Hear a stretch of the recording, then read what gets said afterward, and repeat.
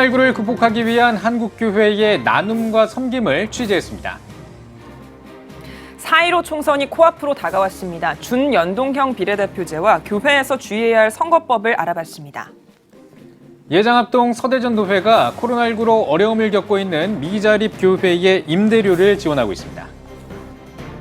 기독교계가 온라인 예배를 위한 기술과 장비 지원에 나섰습니다. 특히 작은 교회에 힘이 되고 있는데요. 관련 소식 전해드립니다. 대한예수교 장로회 백석총회가 코로나19를 예방하기 위한 4차 대응 지침을 발표했습니다. 관련 내용 전해드리겠습니다.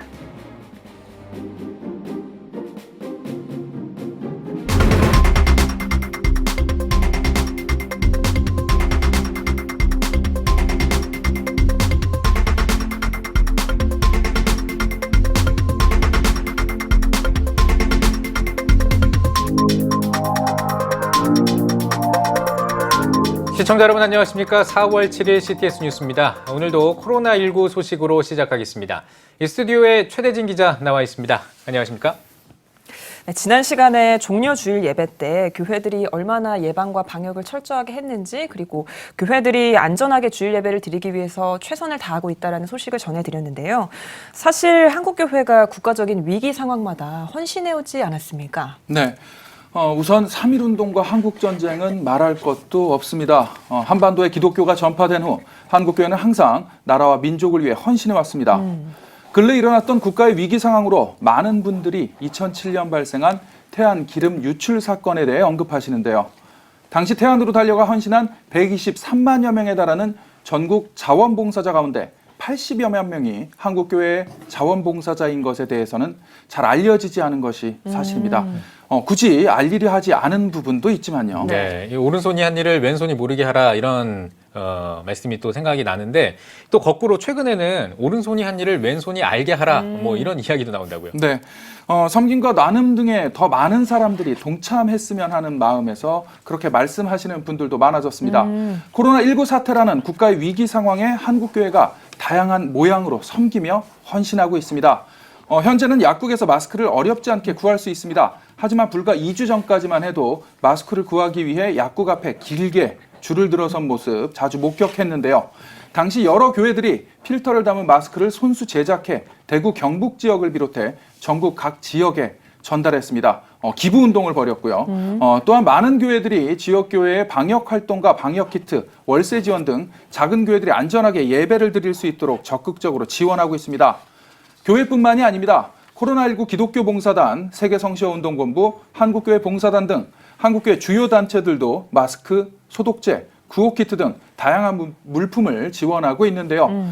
경제적으로 어려움을 겪는 주민들을 위한 지원도 추진하고 있는 중입니다. 네, 사실 쪽방촌 주민들이라고 하면 지원을 받아오는 사람들이라고 알고 있는데 이분들이 생활비를 아껴서 대구 경북 지역 자원봉사자들을 지원했다는 소식이 또 화제라고요. 네, 동자동 쪽방촌에 위치한 모리아 교회의 이야기입니다. 이 교회 성도 대부분 독거노인들로 한 달에 약 20만 원의 기초 노령연금으로 힘겹게 살아가고 있는 어르신들입니다. 400여 명의 어르신들이 자신들의 생활비를 아껴 모은 334만 7천 원, 대구 경북 지역 주민들을 위해 헌신하고 있는 자원봉사자들에게 지원했는데요. 네. 자신들의 생활이 녹록치 않은 상황에서 어려움을 겪는 이웃들을 위한 소중한 마음과 섬김이 많은 분들에게 큰 울림이 됐던 것 같습니다. 사실 모리아 교회의 경우 코로나19 사태로 큰 어려움을 겪고 있는 교회 중 하나입니다. 네. 쪽방촌 주민들을 위한 식사 배식을 당연히 하지 못하고 있고요.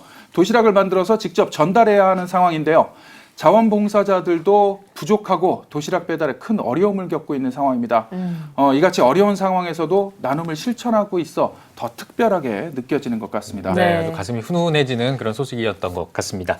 자, 이번에는 총선 이야기 해보겠습니다. 이제 다음 주입니다. 총선이 이제 다음 주 이제 코앞으로 다가왔는데 아직 이번에 새로 이제 바뀌게 된 제도라고 할 수 있겠죠. 준연동형 비례대표제에서 모르는 분들이 상당히 많습니다. 네, 총선이 코앞으로 다가왔는데 예. 이번 선거는 사상 처음으로 준연동형 비례대표제로 치러지는데요. 네. 많은 매체에서 해설 기사를 내보내고 있고 여전히 유권자들은 낯설기만 합니다. 네. 먼저 연동형 비례대표제에 대한 간단한 설명을 드리자면 우리가 투표를 할 때 후보에게 한 번 투표하고 정당에 한 번 투표를 합니다. 정당의 득표율에 따라 비례대표 의석수를 나누는데요. 예. 이것이 연동형 비례대표제고요. 네. 여기에 준자가 붙는 준연동형 비례대표제는 50%만 인정해 준다는 겁니다. 화면을 보시고 설명을 해드려야 될 것 같은데요. 네. 우리나라의 전체 의석수인 300석과 당의 득표 비율을 곱한 값이 그 당이 얻을 수 있는 최대 의석수가 됩니다. 한 예로 A당의 득표율이 8%이고 지역구 당선자 수가 18석인 경우 준연동형으로 계산하면 총 의석수 300석에 득표율 8%를 곱하면 A당이 얻을 수 있는 최대 비례대표 의석수가 나옵니다. 여기에 지역구 당선자 수인 18석을 빼면 6석이 남는데요. 이 6석에서 50%를 적용한 3석이 준연동형 비례의석입니다. 여기에 병립형 비례대표인 17석에 A당 득표율인 8%를 적용하면 1석인데요. 총 의석수를 계산하면 지역구 18석, 준연동형 비례 3석, 그리고 병립형 비례 1석을 더해 A당은 총 22석의 의석수를 가져갈 수 있습니다. 네, 상당히 복잡한 내용인데 최대한 쉽게 설명을 해주셨는데요. 준연동형 비례대표제가 사실은 처음에는 소수정당을 위한 선거법이라고 알려지지 않았습니까? 네, 그렇습니다. 사실 취지는 민의를 총선 결과에 더 정확하게 반영시키기 위한 것이었습니다. 하지만 비례대표 전용 위성 정당이 난립했죠. 양 거대 정당 더불어민주당과 미래통합당의 위성 정당인 더불어시민당과 미래한국당이 만들어졌죠. 그래서 여러 정치 평론가들이 입을 모아서 연동형 비례대표제의 의미가 상실됐다고 지적하고 있습니다. 또한 소수 정당이 이번 선거에 의석수를 확보할 수 있는 방안이 없다는 지적도 계속 나오고 있고요. 많은 분들이 어려워하시는데요. 사실 과거 투표했던 것처럼 원하는 지역구 후보를 찍고 좋아하는 정당을 찍으면 된다고 말씀드릴 수 있습니다.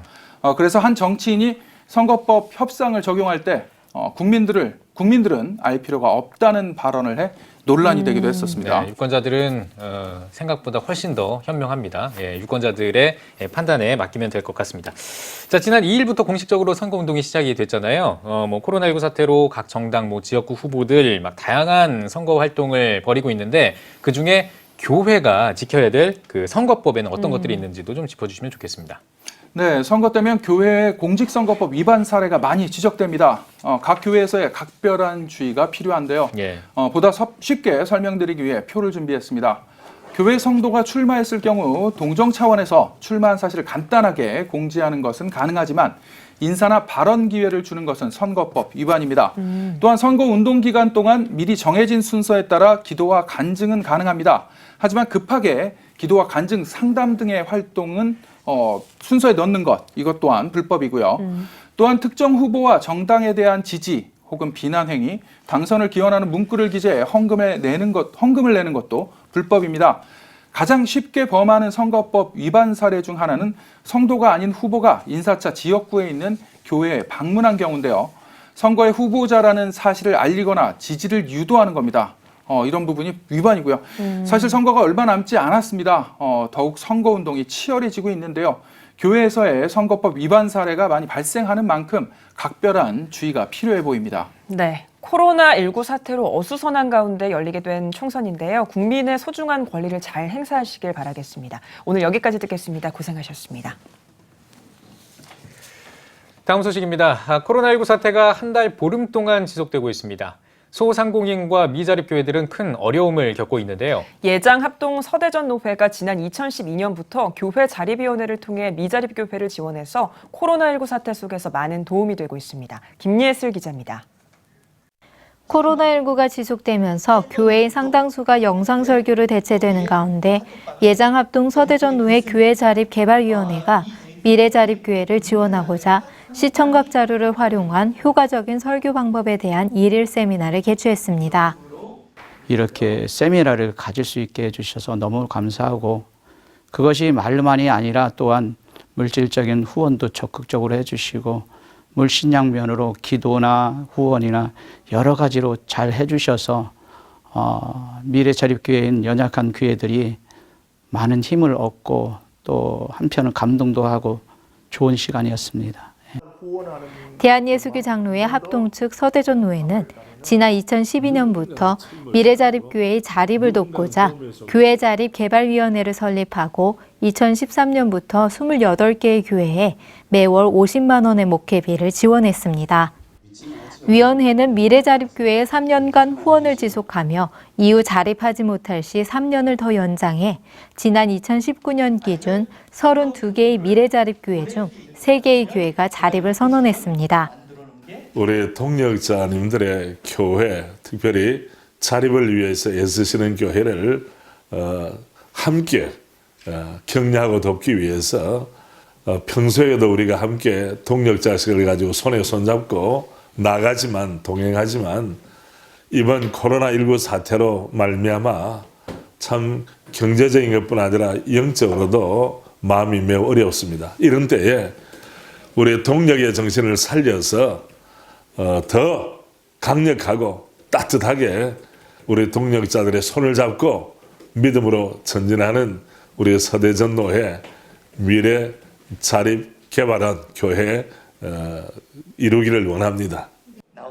또한 위로회와 세미나를 열어 목회를 격려하고 전도용품도 해마다 지원해 왔으며 특히 이번 코로나19 사태로 세미나에 참석한 32개의 미래자립교회에 대해 교회별 100만 원의 임대료를 지원했습니다. 아무쪼록 이것이 다 완전한 도움은 안 되겠지만은 그래도 우리 동력자들이 위해서 기도하는구나 하는 마음을 가지고 이 난국을 믿음으로 헤쳐나가기를 원합니다. CTS 뉴스 김예슬입니다. 코로나19 사태로 한국 교회의 주일 예배가 온라인 예배로 대체되고 있습니다. 하지만 작은 교회들은 장비가 없거나 이 영상 매체를 조작하기가 어려워서 온라인 예배를 드리지 못하고 있는데요. 이런 가운데 기독교계가 작은 교회들이 스마트폰 하나로 손쉽게 예배를 생중계할 수 있도록 장비와 기술 지원에 나섰습니다. 김인혜 기자입니다. 경기도 포천의 한 교회.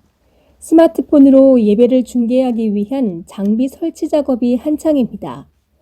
코로나19로 사회적 거리두기에 의한 온라인 예배를 드려야 하지만 이 교회는 성도 대부분이 어르신들이고 예산이 부족하다 보니 자체적으로 홈페이지 개설이나 방송 장비 구매는 그림의 떡입니다. 기술적인 지식도 부족한 상황.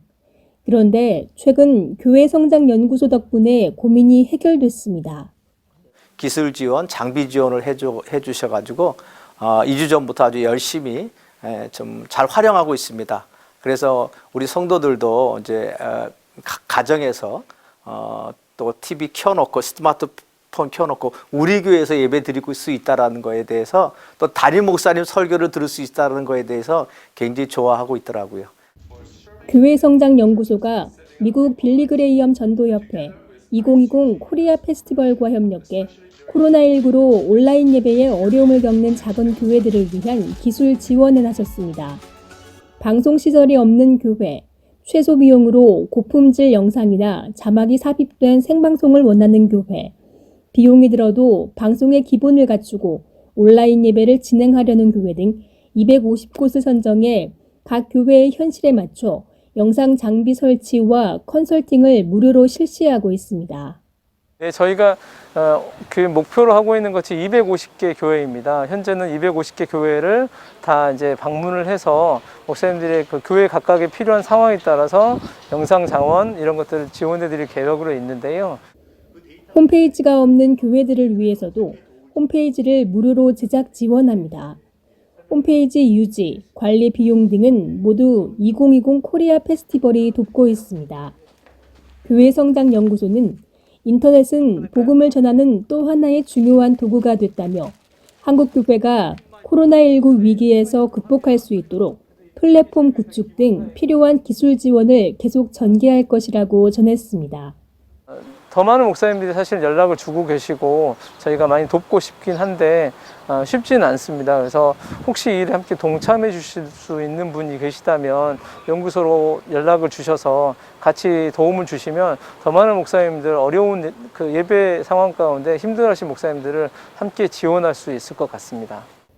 코로나19로 함께 모여 예배드리지 못하는 안타까운 상황 속에서 기독교계의 온라인 예배 지원이 작은 교회들에게 큰 힘이 되고 있습니다. CTS 뉴스 김인혜입니다. 대한예수교 장로회 백석총회가 코로나19를 예방하기 위한 4차 대응 지침을 발표했습니다. 예장 백석 장종현 총회장은 목회 서신에서 부활을 준비하는 중요한 절기에 더 이상 회중 예배를 미룰 수 없다는 사명감이 클 줄 안다며 마지막까지 방역에 더욱 신경 써주길 바란다고 당부했습니다. 이어 코로나19 예방을 위한 4차 대응 지침을 발표하고 전원 마스크 착용과 발열 체크 의무화를 비롯해 출입 시 손 소독제 사용과 2m 거리 유지, 집회 전후 소독과 환기 등 정부가 권고한 7대 예방 수칙을 준수하자고 전했습니다. 대전시 기독교연합회가 기자회견을 갖고 코로나19 사태 정부 시책에 대한 입장문을 발표했습니다. 대기현 사무총장 오성균 목사는 대전시 기독교연합회 산하 2,500개 교회가 자체 방역은 물론 주일 예배 형태를 바꿔 온라인 예배를 드리는 등 자발적 호응에도 불구하고 정통교회를 마치 잠재적 감염지대로 간주하는 정부의 시책에 유감을 표한다며 성명을 발표했습니다. 대기현 회장 김철민 목사는 주일에 행정지도를 앞세워 교회에 전단지를 배부하며 직간접적으로 위협을 일삼는 행위를 중단하라며 교회는 앞으로도 사회와 성도들의 안전을 지키기 위해 사회적 거리두기와 방역활동, 손소독 등 코로나19 사태가 조속히 종결되도록 노력할 것이라고 전했습니다. 한편 대전시 기독교연합회는 2020년 부활절 연합예배 역시 온라인 예배로 개최할 것이라며 국가와 교회, 코로나 종식과 경제 회복 등을 위해 함께 기도하며 동참할 것이라고 당부했습니다.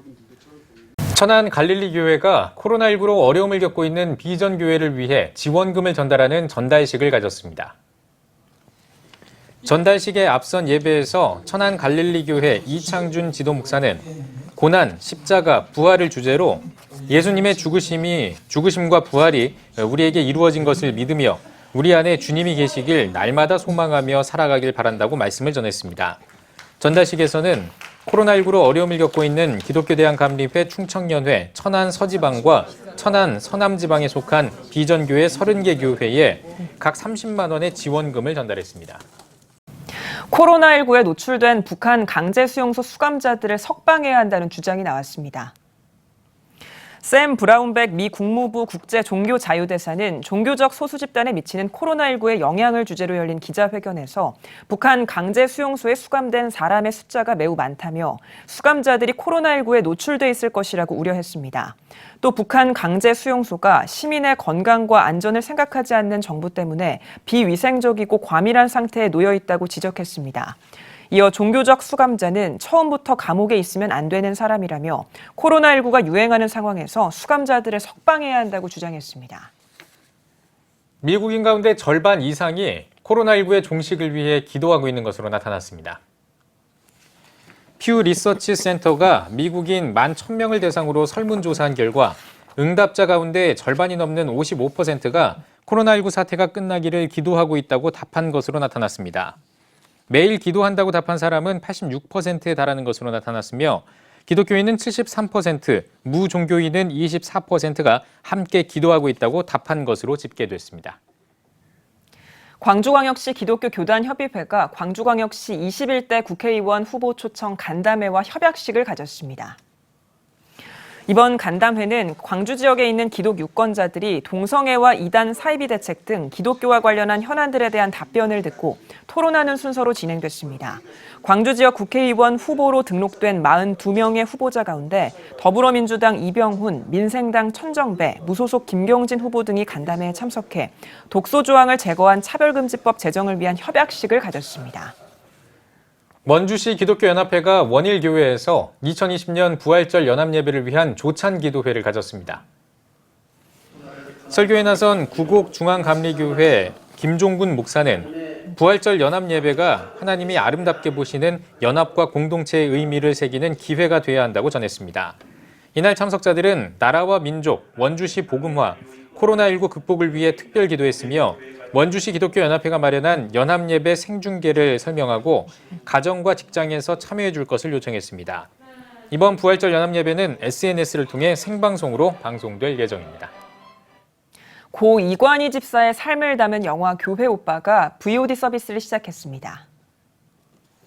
제작사인 커넥트 픽처스는 코로나19 확산으로 지난 26일에 예정돼 있던 영화 재개봉을 취소하고 VOD 서비스를 시작한다고 밝혔습니다. 커넥트 픽처스는 고난주간과 부활절을 맞아 고 이관희 집사의 삶을 통해 가정의 위로와 소망의 메시지가 전해지길 기도한다고 전했습니다. 영화 교회 오빠는 IPTV 등 다양한 플랫폼에서 시청할 수 있습니다. 그런 기분이 드는 것 같아요.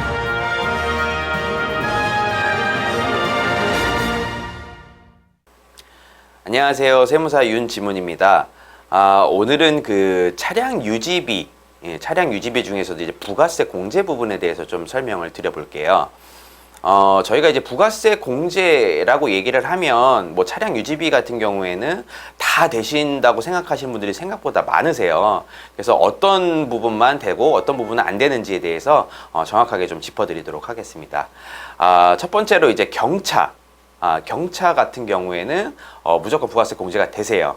그리고 9인승 이상 승용차, 9인승이라는 게 굉장히 중요하죠.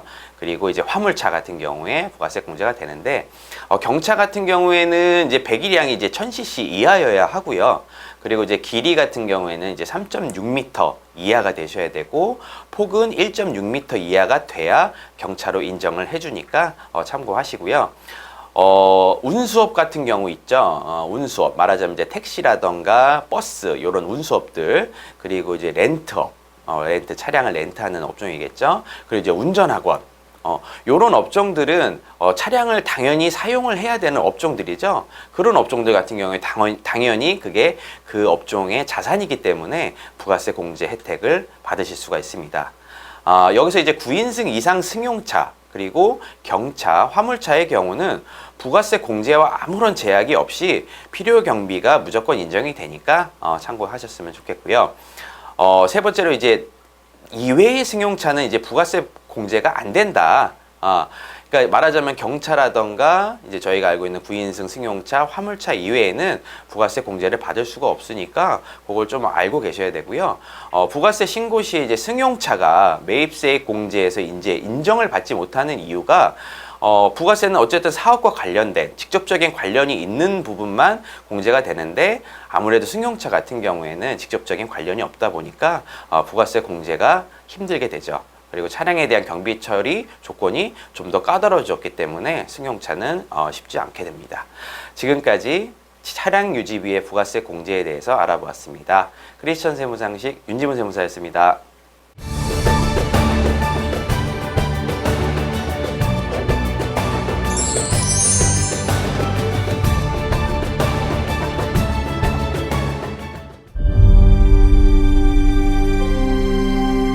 (2019년 3분기) 합계 출산율 역대 최저치인 0.88명.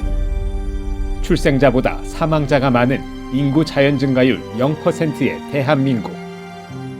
이제 한국교회가 나서야 합니다. 교회, 학교, 가정이 함께하는 교육 선교. CTS가 함께합니다. 다음 세대와 가슴 뛰는 세상을 열어갑니다.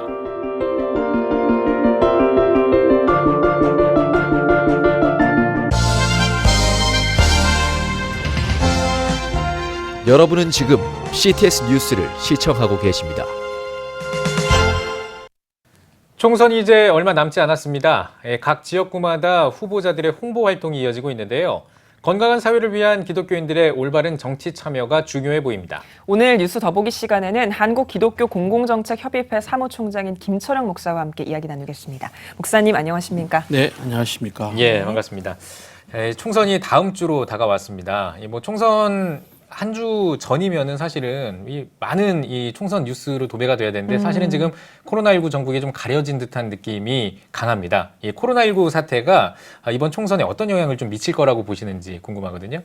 네, 그렇습니다. 코로나19 사태가 지금 우리나라뿐만 아니라 전 세계 국가들의 재앙이 되다 보니까 모든 언론의 중심과 이슈가 이제 코로나19 사태 예방과 방역, 확진자 발생에 대한 뉴스로 초점이 맞춰지다 보니까 이번 제21대 국회의원 선거에 대한 그 관심이 언론뿐만이 아니라 우리 국민들에게도 굉장히 저하된 그런 상황이고요. 그러다 보니까 이제 이 국회의원 선거가 이제 직접 이 후보자들이 유권자들을 대면하는 접촉하는 것이 어렵게 됐지 않습니까? 그러다 보니까 개인적으로 이제 유튜브에 방송을 개설한다든가 SNS라든가 네. 전화 문자라든가 이렇게 해서 선거운동을 하면서 또 독특하게 하나 발생한 것은 이제 코로나19 사태를 정치적으로 유권자들을 섬기는 계기로 삼아서 마스크를 자체적으로 이렇게 제작을 해서 배분한다든가 또는 이렇게 분무기 통을 들고 지역의 이제 방역을 위해서 소독을 이렇게 하는 그런 네. 모습들 아주 흥미로운 그런 모습들을 보고 있습니다. 그 전에 있던 선거에서는 볼 수 없었던. 전혀 볼 수 없었던 것이고. 네. 또 특별히 이번 총선 같은 경우 지난해 말에 선거법 개정이 있고 난 후에 치러지는 선거이기 때문에 여러 가지 변화도 있을 것 같거든요. 어떤 것들 주목해서 봐야 할까요? 사실은 이번 제21대 국회의원 선거는 유례가 없는 선거입니다. 네. 그러다 보니 코로나19 사태도 마찬가지고 또 하나는 정책과 또 공약에 대한 그런 초점이 맞춰지지 않고 있는 그래서 예. 정당 대 정당의 선거 구도로 지금 가고 있는 상황인데요. 네. 이 거대 여야 정당이 사실은 이제 한 석이라 더 얻기 위해서 비례 이성정당을 이제 예. 설립을 했거든요. 예. 그러다 보니까 이제 거기에 대한 유권자들의 부정적인 그런 반응들이 높고 그러면서도 준연동형 비례대표제라고 하는 아주 독특한 것입니다. 네. 전에는 20대 국회까지에서는 이제 지역구 당선자의 수에 의해서 비례대표를 할당하는 것이었거든요. 네. 근데 이번에는 이제 준연동형이라고 하는 것은 253석의 지역구 당선자들을 배출한 정당에서는 이제 5석, 기존의 5석 그리고 3% 이상을 넘으면 이렇게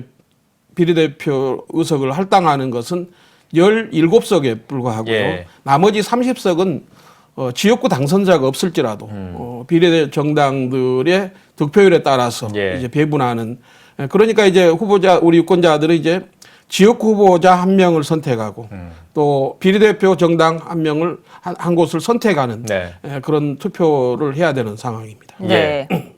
이 뭐 선거철에는 그 지역구의 교회들의 그동안 이제 교회를 안 가던 후보들도 이제 가서 뭐 이렇게 뭐 인사를 한다거나 이런 경우들이 많이 있었습니다. 근데 이제 이 공직선거법과 관련해서 이 한국교회의 그 교회 안에 이제 후보들이 왔을 때 이 선거법을 위반하는 경우들도 생길 수 있단 말이에요. 어떤 점을 좀 한국교회가 이 점을 유의해야 될지 짚어주시면 좋겠습니다. 코로나19 사태도 마찬가지고 또 이번 21대 국회의원 선거도 마찬가지고 교회들이 참 이런 지침을 잘 지키는 게 중요한데요. 예. 특히 이제 목사님들과 장로님들이 설교할 때 특정 정당이나 특정 후보를 지지하는 발언을 해서는 안 됩니다. 네. 장로님들이 대표기도를 할 때도 마찬가지로 특정 후보나 특정 정당을 지지하는 발언 또는 설교나 기도 중에서 우리 한국교회가 그동안에 계속 이렇게 반대해왔던 그런 성경적 가치를 거스리는 동성애 문제, 동성혼 문제, 또 차별금지법안 문제, 또 이러한 국가인권기본계획 NAP라고 하죠. 그 독소조항 삭제에 대한 요구라든가 이런 내용들을 언급을 하는 것은 무방하겠으나 예. 이런 것을 지지해야 하는 후보를 선택해서는 안 된다라고 하거나 이렇게 그래서 특정 정당이나 특정 후보가 유추될 수 있는 예. 그런 발언과 표현도 선거법에 저촉이 되기 때문에 무척 조심해야 되고요. 또 예. 하나는 이제 후보자가 교회들을 방문하지 않습니까? 예. 그럴 경우에 단순 소개는 가능합니다. 어떤 정당의 어떤 후보가 우리 교회를 방문했습니다까지 되는데 지지를 유도해서는 안 되고요. 또 후보자가 자기가 출석하는 교회에 헌금하는 것은 무방해요. 관례니까. 그러나 타 후보가 교회에 출석하지 않은 후보가 와서 헌금하는 것도 선거법에 저촉되는 것입니다. 그렇군요. 네, 굉장히 신중하게 예. 선거법을 주의해야 됩니다. 네. 또 한국기독교공공정책협의회가 네. 공정한 선거를 위해서 클린 투표 10대 지침을 발표했다고 들었거든요. 어떤 내용인가요? 네, 사실은 이제 세계 성시아 운동본부가 중심이 돼서 진행을 하고 또 기독 공공정책협의회가 함께 하고 있는데요. 네. 이번에 이제 그 10대 지침을 이제 하면서 투표 캠페인 하면서 당신의 투표가 행복한 대한민국을 만듭니다라고 하는 이 슬로건을 걸었어요. 그러니까 제일 먼저 중요한 것은 우리 한 사람 한 사람의 유권자들이 투표가 너무 중요하다. 내 한 표가 소중하고 너무 소중해서 국가의 미래를 또 방향을 결정지을 수 있다라고 하는 그 인식을 갖는 게 중요하고요. 그다음에 이제 후보자의 정책과 걸어온 길을 꼼꼼하게 살피는 것 중요하겠죠. 후보자가 올바른 공약 또 정책을 제시했는지도 확인을 해야 되겠고요. 예. 또 우리 교회 주보에 투표 참여를 권면하는 공지를 하는 것이 중요하겠죠. 네. 또 선거를 통해 훌륭한 후보가 국가의 지도자로 선출되기를 기도해야 되겠고요. 특히 이제 아까 말씀드린 것처럼 종교 예식에서도 예배라든가 어떤 교회 모임에서 선거법에 저촉되지 않도록 하는 것도 중요하고요. 각종 모임에서 이제 자신이 지지하는 그런 후보자가 있지 않습니까? 예. 또 정당이 있을 것이고. 근데 교회 모임에서 화평을 깨트리는 그런 그 지나친 어떤 자기의 정치적인 성향과 정당과 후보를 내세우고 주장하는 것은 바람직스럽지 않죠. 예. 그런 것은 이제 틀린 것이 아니고 서로 다른 거죠. 입장이 다르기 때문에 예. 그 입장에 동의하지 않지만 존중해 줄 필요가 있다. 이렇게 네. 생각이 됩니다. 예, 네. 알겠습니다.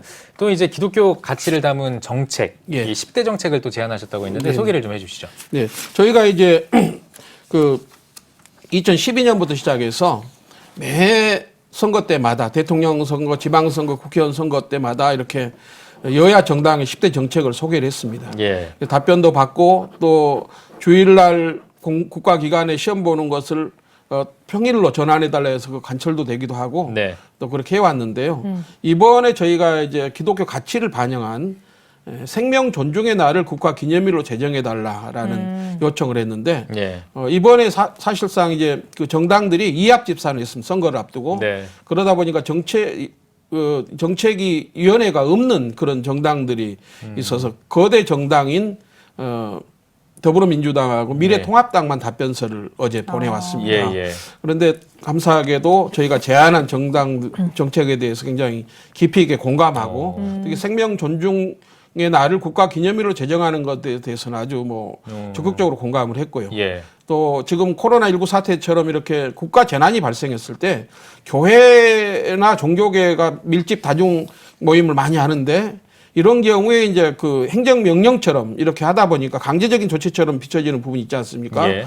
예방을 위해서. 그런데 이를 위해서는 미리 이런 재난을 예방하기 위해서 정부와 지자체 그리고 종교계 특히 민관이 같이 협력하는 위기관리 시스템을 구축하는 걸 제안했는데 아주 좋다고 예. 답변을 받았고요. 또 하나는 이제 정치개혁 20대 국회를 우리가 살펴보았듯이 너무 정치가 정말 개혁돼야 된다 이런 여론이 너무 높지 않습니까? 예. 그래서 정치개혁을 위해서 국회의원 국민소환제를 제가 공약으로 정책을 제안했는데 이미 그 부분에 대해서 이제 공약으로 내세운 정당도 있을 만큼 호응이 크고 또 하나는 이제 보수와 진보 여야를 가릴 것이 국가적인 최대 이슈 중에 과제 중에 하나가 이제 초저출산 국가 예. 0.9명대로 떨어진 이 저출산 문제 극복을 위해서 교회가 또 할 수 있는 그런 보육과 출산의 어떤 센터 역할을 또 뭐 버려진 아이들을 위해서 우리가 이렇게 구조하고 생명을 보호하기 위해서 전국의 시도에 중요한 곳에 교회들을 중심으로 해서 베이비박스를 설치하고 또 운영하면서 지원할 수 있는 이런 시스템, 이런 부분이라든가 몇 가지를 했는데 예. 아주 긍정적인 답변을 얻었습니다. 예, 알겠습니다. 정말로 건강한 사회를 만들기 위해서 기독교인들의 올바른 정치 참여가 참 중요할 텐데요. 목사님, 이를 위해서 재연의 말씀을 해주신다면 어떤 것들이 있을까요? 네, 그 정교 분리를 강조하지 않습니까? 정치와 종교는 분리됐다. 당연히 맞는 말씀입니다. 그렇다고 해서 우리 그리스도인들 유권자 한 사람 한 사람 국민이 정치에 무관심하라는 것은 아니고요. 예. 정치에 적극적으로 관심을 갖고 참여해야 됩니다. 다만 우리 크리스찬 개개인이 정치에 참여하고 관심을 갖는 것이지 교회와 교단과 연합기관, 단체들은 그 단체의 목적에 설립의 목적에 맞게 정치화가 돼서는 안 되겠죠. 집단으로 그렇게 정치적인 어떤 그런 참여는 굉장히 논란의 소지가 있고 굉장히 위험한 예. 소지가 있습니다. 그래서 각 개인이 이제 정치에 적극적으로 참여해야 되는데 우리가 지난해부터 쭉 봐왔던 것처럼 굉장히 어떤 그런 한국 교회 일부에서 그렇게 높은 그런 어떤 정치적인 어떤 반대 의견의 표출이 높았지 않습니까? 예. 그런데 가장 중요한 것은 뭐냐면 가장 자유민주주의 국가에서 합법적인 의사의 표현이 있고 저항의 수단이 있는데 그건 투표하는 것입니다. 예. 그래서 투표를 통해서 우리의 의사를 잘 표출하는 것이 중요하다는 생각이 들고요. 그리고 또 선거를 적극적으로 참여하도록 독려하고 격려하되 갈등을 유발하는 식의 방식은 기독교인들 교회가 자제해야 된다라고 하는 것. 또 이제 우리 무엇보다도 역사의 주관자는 하나님이시기 때문에 로마서 13장 4절에 보면 국가의 지도자도 하나님의 사역자라고 표현을 하고 있거든요. 예. 그러니까 목회자와 이 특별한 사역을 하는 선교사들만 하나님 사역자가 아니고 유권자들을 통해서 선출되어진 국가의 지도자들도 하나님의 사역자다.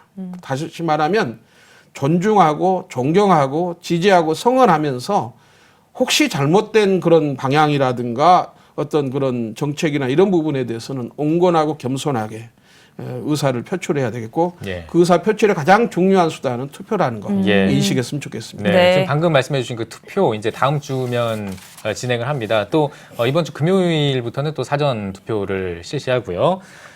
그때 이제 코로나19 전국이잖아요. 네. 평소에는 그냥 가서 이제 투표를 하면 되는데 왠지 마스크도 써야 될 것 같고 약간 그런 느낌입니다. 어떤 네. 점에 좀 주의해야 될까요? 네, 아주 좋은 질문인데요. 예. 아마 지금 여러분의 가정에 이제 그 선거 공보물이 아마 우편으로 배달되었을 네. 것입니다. 이런 이제 공보물이 도달했는데요. 여기에 보여주는 것처럼 이제 코로나19 사태의 예방과 또 방역을 위해서 유권자들이 반드시 마스크를 착용하고 투표소로 가셔야 되고요.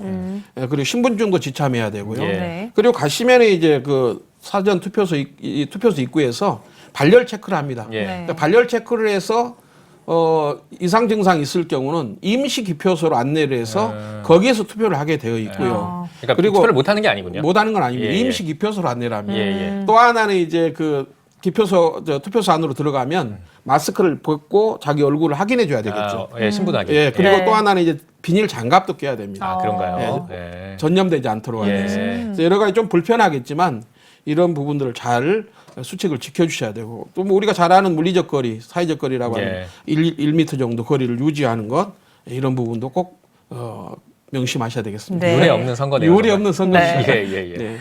총선을 얼마 앞두지 않은 상황에서 여러 가지 할 일들 많으실 것 같은데요. 앞으로의 계획도 소개를 해주시죠.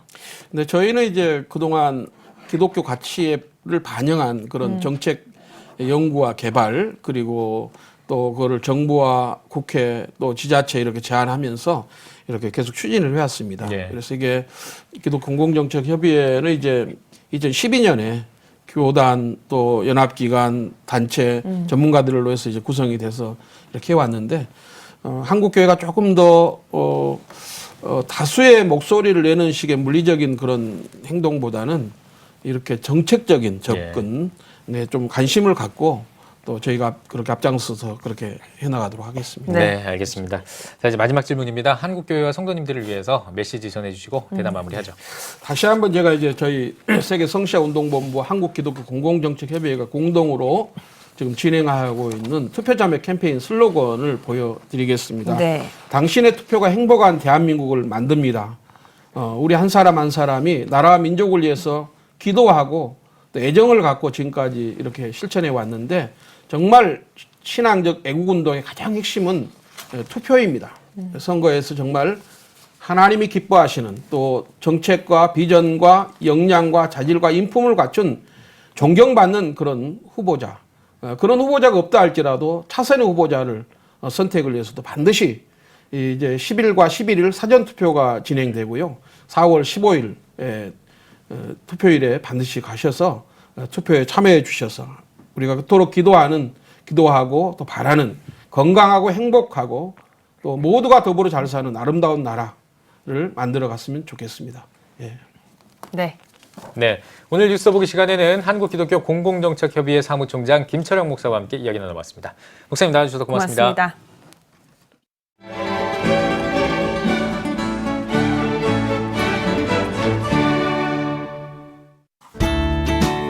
오늘은 전국에 한때 구름이 많겠습니다.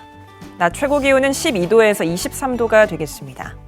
주간 날씨 해봅니다. 9일은 강원 영동에, 12일은 충청도와 전라도 경북에 비가 오겠습니다.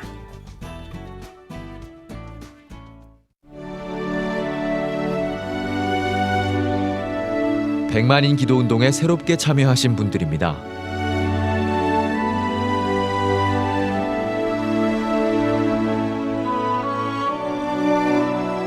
백만인 기도운동을 통해 보내주신 후원금은 국내는 물론 전 세계를 향한 CTS의 영상 선교 사역을 위해 소중하게 쓰이고 있습니다.